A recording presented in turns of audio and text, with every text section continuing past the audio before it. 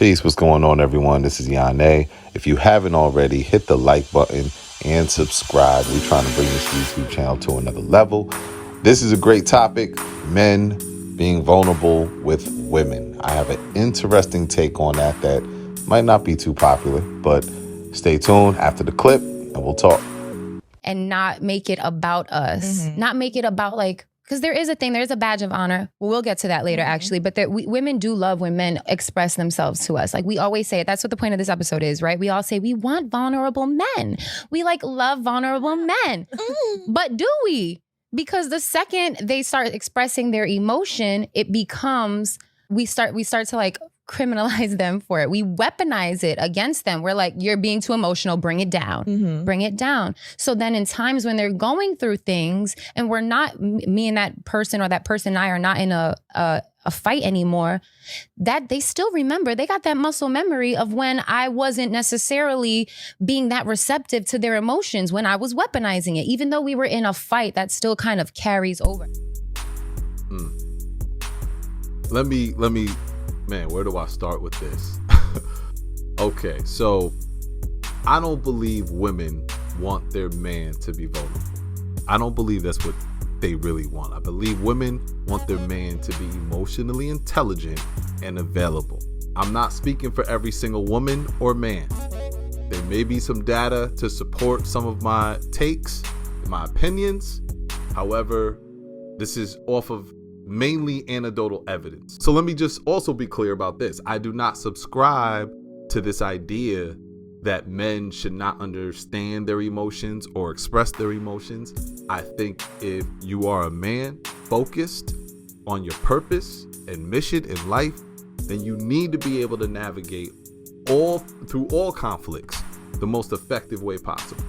And to do that effectively, you have to be able to face emotional conflict head on, your traumas, all of that. For you to avoid that, I just think it's counterproductive to your progress and what you're really trying to do. But men do not need to be vulnerable all the time with their woman. And I don't believe a woman would want that. Are there times where it's necessary? For sure. Or because the divine feminine energy is a nurturing energy that every man desires, because it's very similar to a mother's nurturing energy. I'm not talking about a cooked meal. I'm not talking about, washed clothes or even sex. I'm talking about the divine mothering nurturing that comes into when you're pouring into your man at a time where he just really needs that. There's something about that a man will still desire in some type of way. And even if he got mommy issues or he's a mama's boy, he might even despise a woman who's trying to give him that.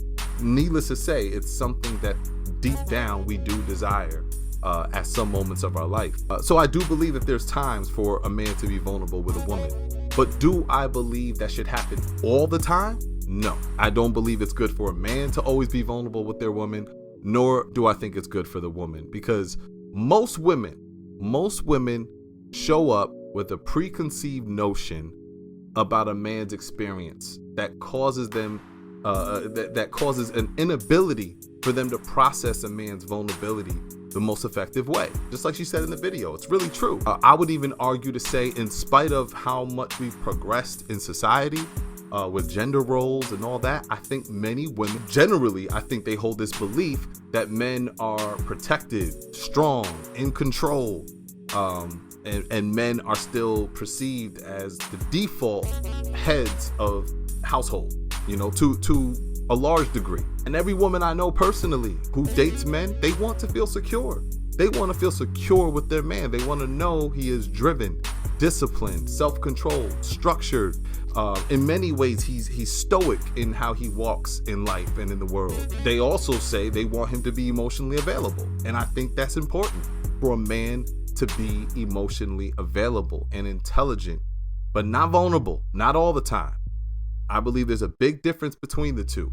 Even if both people, both man and woman, genuinely don't subscribe to the traditional gender roles, in some way the woman still wants to feel like her partner is secure and can weather the storm, but not break down every moment when there's adversity.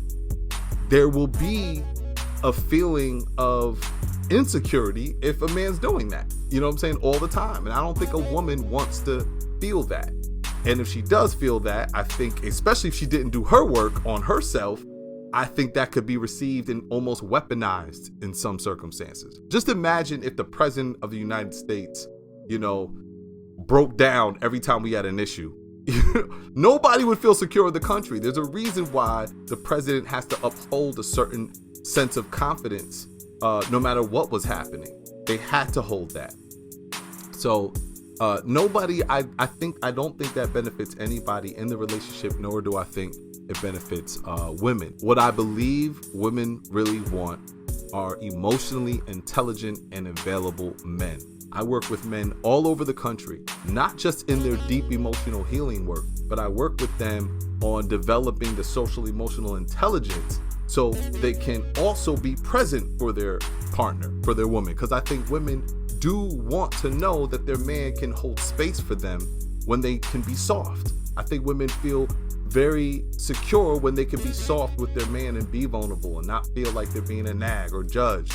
And I think when a man is emotionally intelligent and intuitive and available, he knows how to hold that space. It's not overwhelming to him. He's not looking at it like, what is she talking about? He can hold that space, right? But he's also selective about when he's going to share that with the woman he's with. Because if you're not selective about it and you're just doing it all the time, you might be either emotionally codependent and you're just constantly being vulnerable to her, or you just, you know, you probably don't have a tribe of men that you can do that with. And I believe men will process best a man's vulnerability. We need to be able to have a tribe. If you're a man, right? Like I said, I work with men all over the country, especially here in Connecticut. And if you are a man that's doing your own work emotionally within yourself, create space for other men to be vulnerable, because we have a different experience that some women just won't a lot of women just won't fully understand. Best believe most women have their little, you know, crew of girls that they share with. But a lot of men, most of the time when I work with men, a lot of us are lonely. We don't really link up with other men. We go to work, we come home, we handle business, we're with the family, but we're not linking up with other men, especially when it comes to our vulnerability. And sometimes women aren't the best to hold space for that. That's the reality. Sometimes women feel a lot of sovereignty and dominion over emotions and feelings in partnership with men. Like they know best, or they know more, or that their feelings are more true, more valid. That comes up a lot. I know this might step on some toes, but again, I'm not subscribing to men holding in their emotions. What I'm subscribing to is that men are emotionally intelligent and available, intuitive, and that they find their tribe of men to be vulnerable with, and be selective on how vulnerable you're going to be with the woman you're with. She wants to see that you're able, and even when you are vulnerable, you're emotionally intelligent and available to be, and present, and to be able to articulate to her exactly what's going on and how you're processing it, the work that you're doing.